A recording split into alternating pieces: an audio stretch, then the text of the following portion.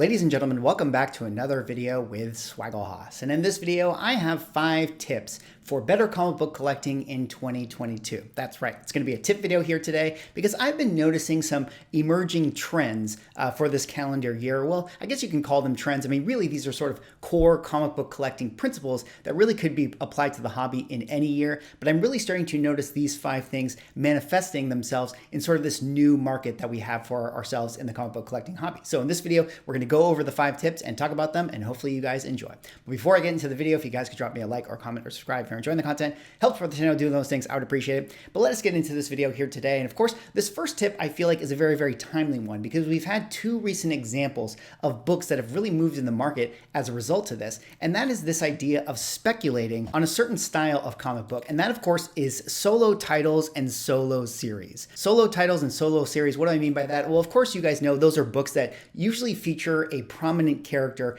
out there in comic books. And what we're really starting to see in the comic book collecting speculation market is that the solo titles and solo series are really consistently getting hot week to week whenever we get those characters sort of emerging in a Disney property or Disney show or whatever the case may be. Now, that's not to say that solo titles and series have never been popular. They've always been popular, and they've always also been speculated on. But, you know, with the new emerging market, one of the things that remains to be consistent is that every time we get a new character, it is almost like clockwork that not only is their first appearance going to move, but their first solo title, their first solo series is also going to move as well. So if you're somebody out there who's a big speculator and you want to sort of mitigate your speculation by trying to figure out what books might be worth picking up on the cheap for, you know, better gains in the future, I would definitely focus on characters that are already popular that could presumably be showing up in the MCU and try to figure out what those characters' first solo series and first solo titles are. And then chances are that when we get the reveal of those characters, those books will probably be moving a lot in the market. All right, let's talk about tip number 2 here for better collecting. And that's actually going to be something that I think is really, really important to talk about. And this one is going to be consider your options. Consider your options. Now, what do I mean by options? Options, I definitely obviously have there in the quotations.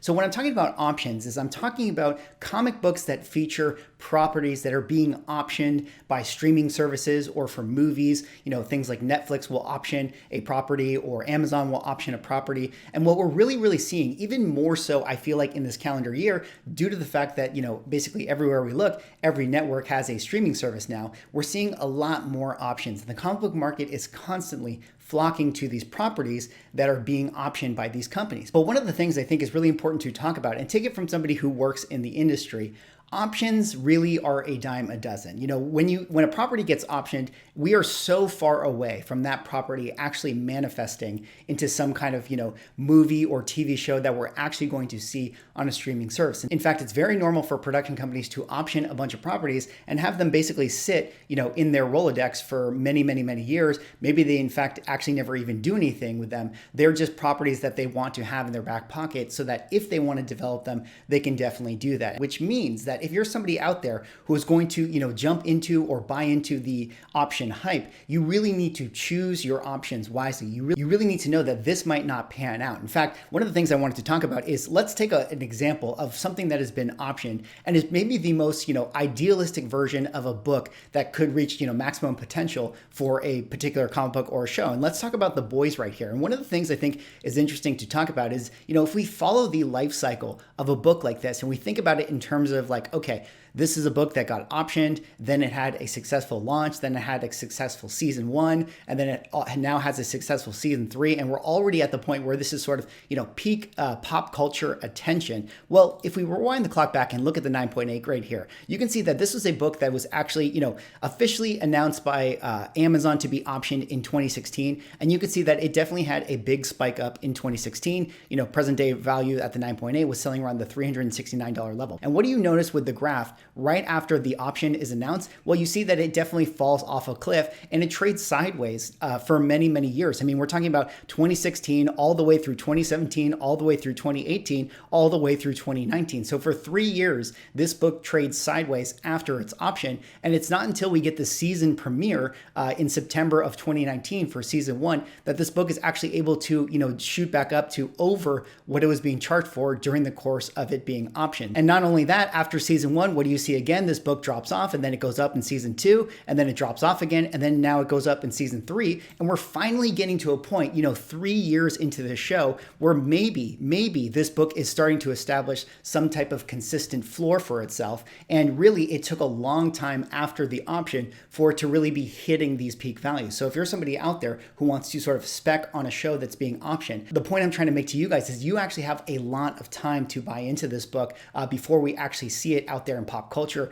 I would definitely wait for castings or for actual announcements of the show being filmed. And this is even hoping that the book that you're specking on that was optioned is even going to get to the level of a show like The Boys. So those are all things you have to consider before you spec on options. All right, let's move on now to tip number 3 here of better collecting in 2022. And tip number 3 is actually going to be buy after and during the movie. Buy after and during the movie. What do I mean by this? Well, of course, I think if you talk to any comic book collector who's been in this hobby for a long time, they will always tell you that it is better to buy a book that is hot after the fact, after the movie, after the TV show. Books, as they do, always get exciting during the hype of the trailer. They always get exciting during the hype of the movie. And then after the movie or whatever, they always correct. And so that's one of the things I think is, just a consistent rule, not only in previous years, but also in 2020, is this idea of buying after the movie or the television show. But one of the things I think is really interesting that is emerging in 2020 is this idea of buying during the movie and during the show. And one of the reasons why I think that this is actually something that could be an effective strategy if you're somebody out there who wants to, buy certain keys that are out there in pop culture is because due to the fact that everybody is now speculating so far in advance on things and everybody kind of knows the rule that, when the trailer comes out or when the movie comes out, they're going to try to cash in on that hype for that book. What that ends up meaning is that a lot of inventory gets put into the market during the course of the movie. And if the demand doesn't keep up with that, like if there's a particular, character that actually isn't living up to the expectations, then that book is actually going to tank even during the course of the show. So things like Morbius was a book that you could actually buy during the course of the movie, and you would actually be paying a lot less than what you could have been paying even before we got the very first trailer. So let's look at a few examples of this and see if we can kind of, pick up on some of these trends. And one of the things that I wanted to talk about was a few examples of movies that have come out recently. Of course, we got amazing Spider-Man #3, No Way Home. That was a fantastic movie, generally beloved by all audiences. We saw the return of the Green Goblin in that movie, and even a character as celebrated as the Green Goblin in a movie that is as popular as Spider-Man 3 was. You can see that after we got the movie, this book definitely had a big correction. So I got a 3.0 pulled up here. If we look at July and August, this book sells at $2,500. This is probably around the time when we started to get those first teases, those first trailers. Then we get the height of the movie in November and December. This book jumps up all the way to $3,400. It's the best movie ever. Everybody loves it. Audiences love it. It makes, billions of dollars. And here we are, sometime after the fact in June and July. And now this book is at the $1,700 range, which effectively is the price that it was selling for, before we ever got any images of trailers or any hype for this particular issue. So, of course, this is always a consistent thing that you always want to buy after the movie. And so you can see that even with, characters like Doctor Strange, Strange Tales, you can see that this is a book that shot up during the course of the film that we got, earlier this year, and then definitely had a big correction after the fact. And this is generally true even outside of the market correction, even outside of the recession that we're living in. This is just the nature of the cycle of comic books, is that after the movie, out of sight, out of mind, there's going to be better deals for you. But then this book will, once again get on that roller coaster and pick back up when we get the next appearance of Doctor Strange or whatever the case may be. But one of the other trends I think is interesting is to talk about, a book like this, Thor, God of Thunder #2, depending on what level of key we're talking about, and you're going to have to use your own discretion for this, but there is now situations where you can be buying these keys during the show because of the influx of inventory out there in the market. I think that this mostly applies to, some Bronze Age stuff, Copper Age, and modern stuff. But, this is actually an example of a book that, even during the course of the movie, this is already selling for less than what it could have been selling for all the way back in 2020. So this is a really interesting example and a new trend that is, happening out there in the market because of the fact that everybody is like, used to this formula of putting out their book when they want to, cash in on their gains during the trailer, during the movie. And this is one of those emerging things that you can see in 2022 is that when we get these properties later on, like maybe we get to Wakanda Forever later in the year or whatever the show is, and maybe that'll be a great time to pick up all those M'Baku and and Shuri books if you are a fan of those characters. All right, let's move on now to tip number 4 that I got for you guys. And tip number 4 is actually going to be one that I think is interesting to talk about. And this one is actually going to be that eBay is back on the menu.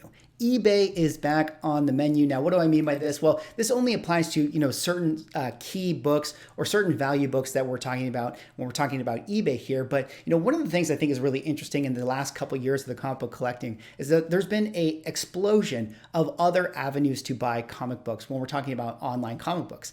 We've had the, advent of the claim sale. We've had the rise of Whatnot. We've had other marketplaces like Facebook Marketplace that has really, really popped up. We have other great companies like MySlabs.com and other platforms that have emerged to buy comic books. And one of the things that's really interesting with that is that, that's taken away a lot of market share from eBay. Now, eBay still is the biggest marketplace in the world and really does have the most eyeballs on it. But, generally speaking, when it comes to comic books, I've noticed that the biggest deals, the biggest steals that have happened out there in the current market, in this current, global economy recession that we're in right now, has been coming off of live auction sales that have been happening on eBay. And that's really interesting to think about, is that before eBay would command, the biggest premiums, and it still does command the biggest premiums when we're talking about those week-to-week spec books when everybody is FOMOing into purchases. But when we're thinking about, things like buying after the movie, like maybe you're somebody out there who wants to get a Strange Tales 110 now that we're on the other side of Doctor Strange, well, eBay tends to be where a lot of these steals are happening. And let me show you guys an example of just that, where, if we look at a book like Strange Tales 110 and I scroll down here, you can see some of the last sold items on this one. I mean, look at these back-to-back sales. I mean, you had a sale that happened here on 6/10 on Comic Connect, and then you also had a sale that happened just a couple weeks later here on 6/24 on eBay. And the one on ComicConnect.com went for $36.11, and the one on eBay went for $3,500. And then, of course, a month later, you have another sale on eBay right here as an auction that went for $3,100. So even, in comparing the Comic Connect price to the eBay auction price, which you would think that, Comic Collect a little more specific, not as many eyes going into that particular marketplace for that particular sale. So you would think that, some of the better values would be selling in auction houses like Comic Connect, but actually right now it's eBay where a lot of the steals are coming from. So eBay in 2022, I think, is definitely back on the menu. All right, and the last tip I wanted to talk about for better collecting in 2022 is this idea of being more choosy with the books that we're buying. And so when I put it into tip form, I'm actually going to define it as being picky with the keys, being picky with the keys. Now, this is something that I think is definitely a trend of 2022 in comparison to the trends that we were seeing in 2021. When we had that boom cycle with 2021, when we're in the bull market, every key book is flying off the shelves. Everything is selling. It doesn't matter if it's a 0.5 coverless copy or if it's like a 9.8 Silver Age book. Everything is flying. Everything in between that is definitely moving out there in the market. And now what we're really seeing is that key books are still key books.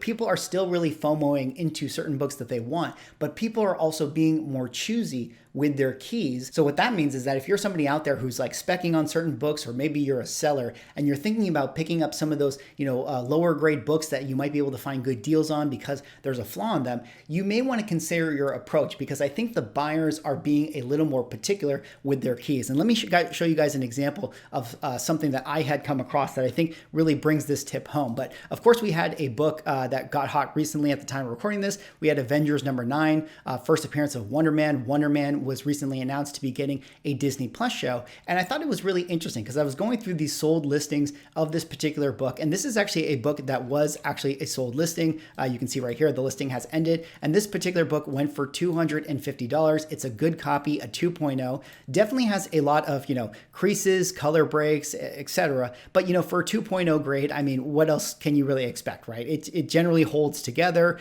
It seems like for the most part, the book presents as it would as a 2.0 grade, not the prettiest copy, but still somebody was willing to pay $250 for it. Now, one of the things I think is really interesting is that this book sold, yet there are two other examples of books that are basically the exact same grade that haven't sold, and they're being sold at basically the exact same price. Now, I realize that there is some shipping factors here, but that person could have made an offer. But I think the point remains that one of the reasons why I think that this book has not sold in comparison to the last one I showed you is because of the fact that, you see this big giant chip right here down in the corner. And then when you go to the back of the book, you can see that there's tons of water stains right here in the back. So if you're somebody who is looking at this book, you have a budget of $250 and you're thinking, what book would I rather own? Would I rather have the one that has a bunch of color breaks on the cover, or would I rather have the one that has, water stains on the back with a fat chip at the bottom right corner? Similarly, there's another book that again is listed at $250. And if we look at this book, one of the problems with it is that,